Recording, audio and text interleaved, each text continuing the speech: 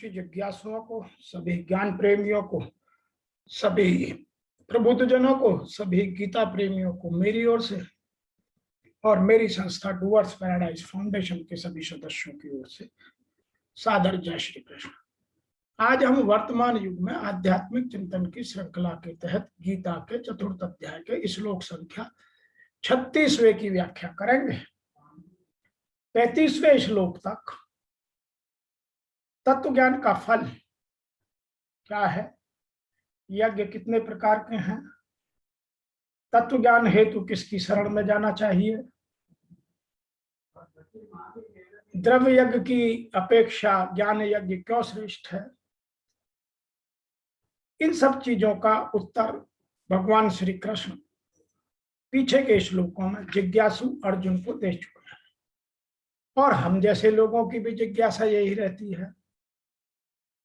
इस श्लोक में 36वें श्लोक में भगवान श्री कृष्ण अर्जुन को ज्ञान रूप की नौका में जो बैठ लेता है, जो चढ़ जाता है, वह कितना ही भी पापी हो उसका भी उद्धार हो जाता है, क्योंकि ज्ञान से पाप का बोध होता है और वो उसको काटने के लिए बेचैन हो जाता है और भगवान उसकी मदद करता है। ऐसा यहाँ ऋषि वेद व्यास जी ने लिखा है।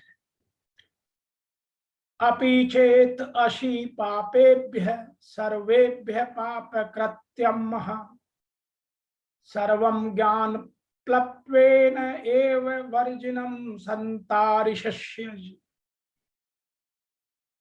यदि तुम अन्य पापियों से भी अधिक पाप वाले हो तो भी इस ज्ञान रूपी नाव द्वारा निसंदेह पाप के समुद्र को पार कर लोगे। अर्थात अगर तुम सब पापियों से भी अधिक पापी हो तो भी तुम ज्ञान रूपी नौका द्वारा निसंदेह संपूर्ण पाप समुद्र से अच्छी तरह से पार हो जाओगे, तर जाओगे। Even if you are the most sinful among all the sinners, you shall definitely cross the ocean of your sins by the boat of knowledge. मैं इसकी व्याख्या ऐसे करता हूं, अपि चेदसि पापेभ्य सर्वेभ्य पाप कृत्यमः। पाप करने वालों की 3 श्रेणियां होती हैं।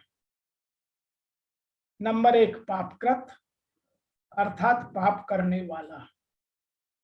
नंबर 2 पापकृत्तर अर्थात 2 पापियों में से एक से अधिक पाप करने वाला।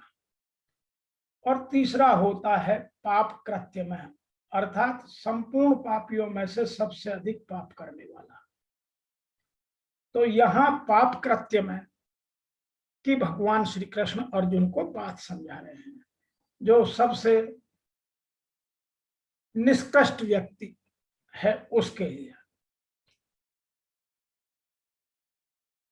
अगर तुम संपूर्ण पापियों में भी अत्यंत पाप करने वाले हो तो भी तत्व ज्ञान से तुम संपूर्ण पापों से तर सकते हो। भगवान का यह कथन बहुत आश्वासन देने वाला है। तात्पर्य यह है कि जो पापों का त्याग करके साधन में लगा हुआ है उसका तो कहना ही क्या है, पर जिसने पहले बहुत से पाप किए हैं उसको भी जिज्ञासा जागृत होने के बाद अपने उद्धार के विषय में कभी निराश नहीं होना चाहिए। ऐसी बात भगवान श्री कृष्ण ने गीता में कही और यही बात भगवान राम ने जब विभीषण मिलने आए तब भी उन्होंने ऐसी ही बात कही। कारण है कि पापी से पापी मनुष्य भी यदि चाहे तो इस जन्म में अभी अपना कल्याण कर सकता है। पुराने पाप उतने बाधक नहीं होते जितने वर्तमान पाप के बाधक होते हैं, क्योंकि पुराने पापों के कारण तो या पुराने पापों के प्रारब्ध के कारण ही हमारा जन्म हुआ है। लेकिन वर्तमान में हम जो पाप कर रहे हैं वह अधिक बाधक होते हैं।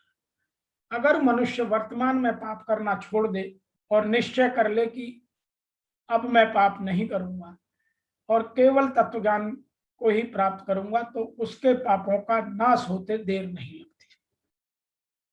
तो भगवान हम सबको यहाँ मोटिवेट करते हैं कि जो हो गया वह हो गया, कम से कम हम अपने वर्तमान को ठीक करके भविष्य को सुधार सकते हैं। यदि कहीं 100 वर्षों से घना अंधेरा छाया हो और वहां दीपक जला दिया जाए, तो क्या उस अंधेरे को दूर करके प्रकाश करने में दीपक को 100 वर्ष नहीं लगते? प्रत्युत दीपक जलते ही तत्काल अंधेरा मिट जाता है। इसी तरह तत्व ज्ञान का अनुभव होते ही, तत्व का ज्ञान होते ही पहले किए गए संपूर्ण पाप तत्काल नष्ट हो जाते हैं।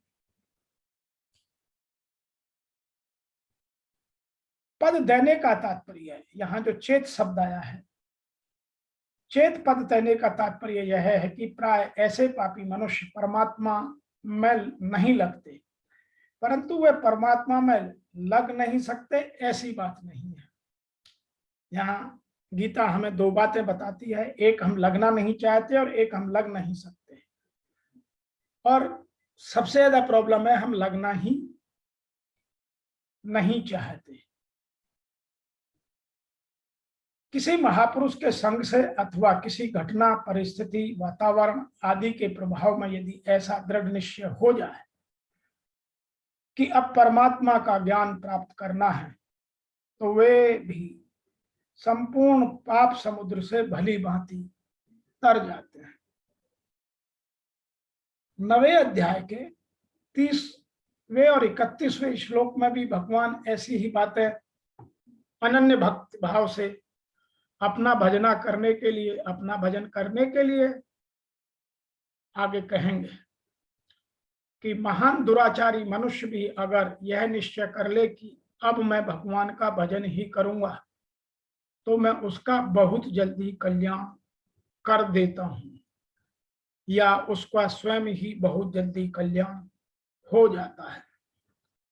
तो करने वाले हम स्वयं हैं, हमें ही निश्चय कर उसका पालन करना होगा।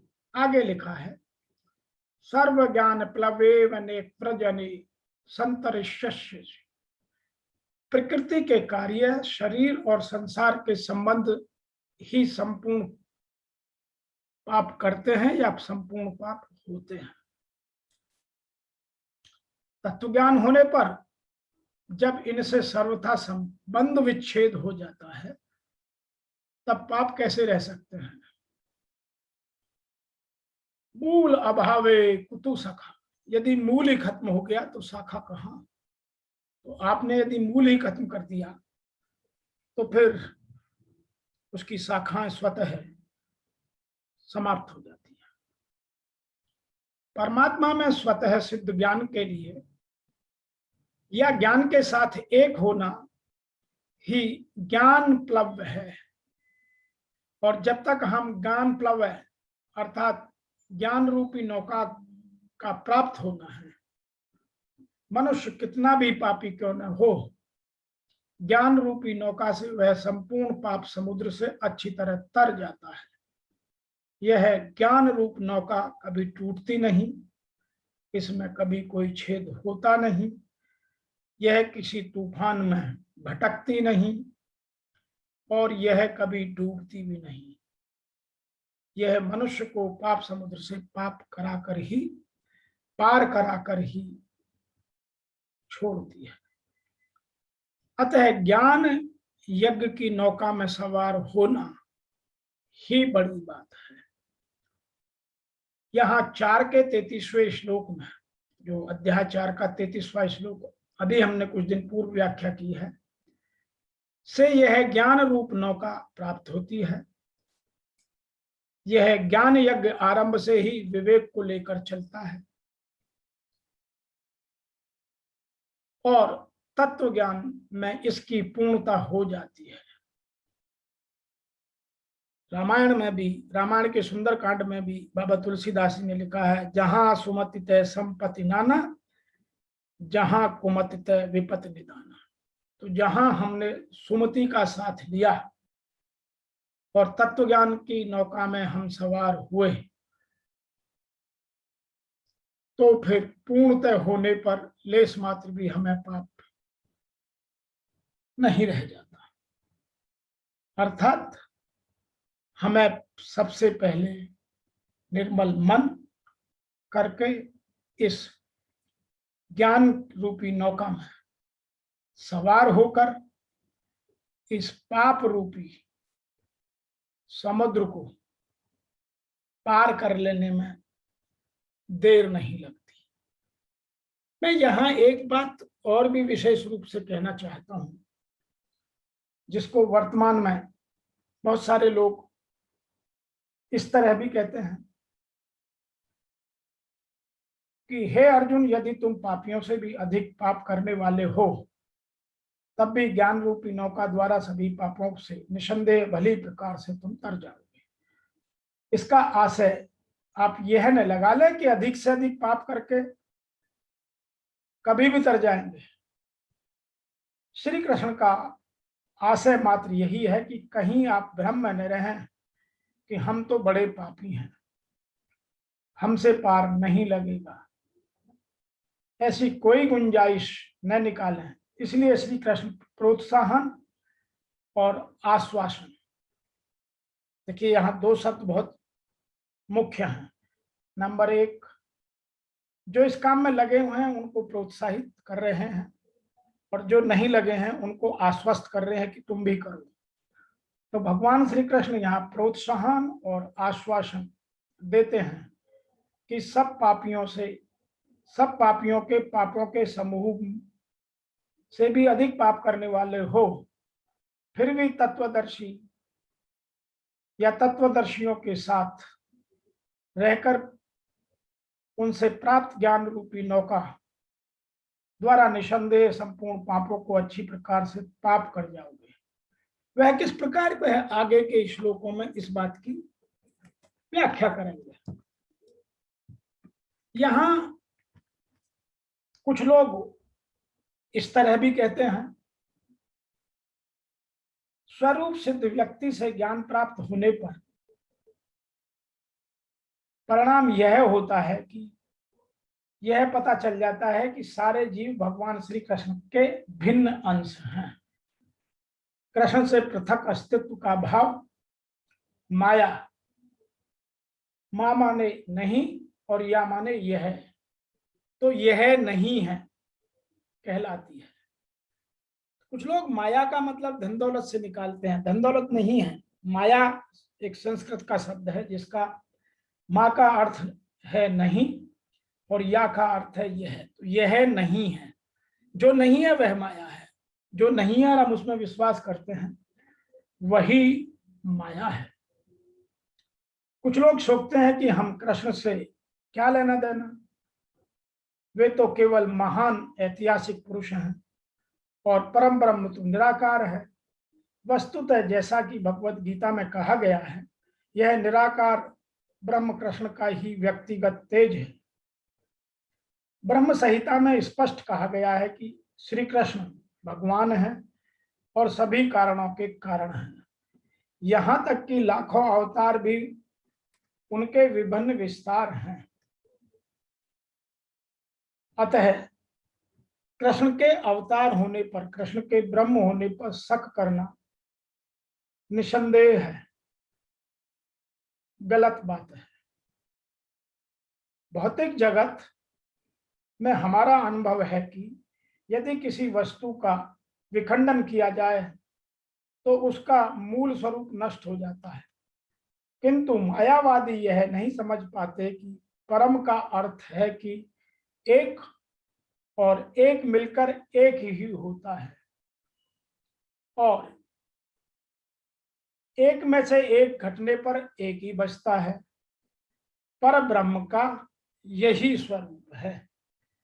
परम विद्या या ब्रह्म विद्या का पर्याप्त ज्ञान न होने के कारण हम माया से आवृत हैं, इसलिए हम अपने को कृष्ण से पृथक सोचते हैं।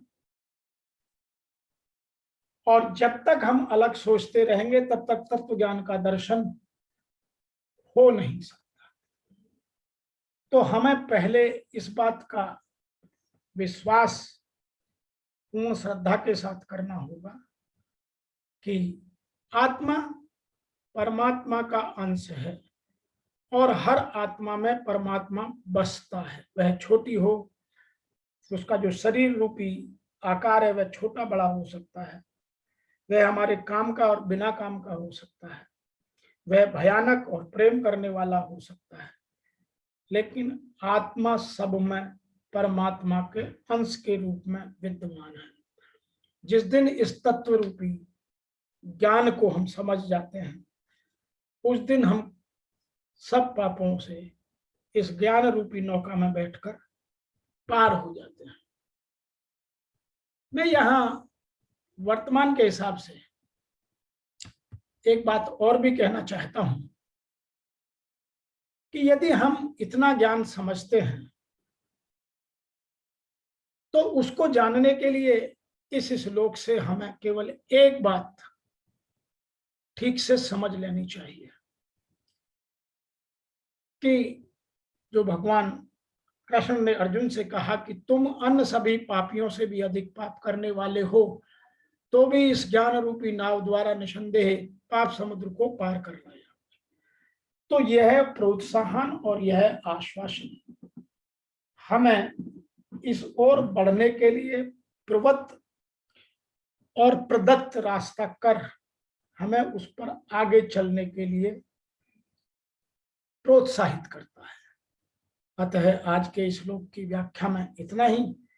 फिर आपसे शीघ्र मिलेंगे आगे की श्लोक की व्याख्या लेकर। तब तक आपको मेरी ओर से और मेरी संस्था डूअर्स पैराडाइज फाउंडेशन के सभी सदस्यों की ओर से ओम नमो भगवते वासुदेवाय नमः।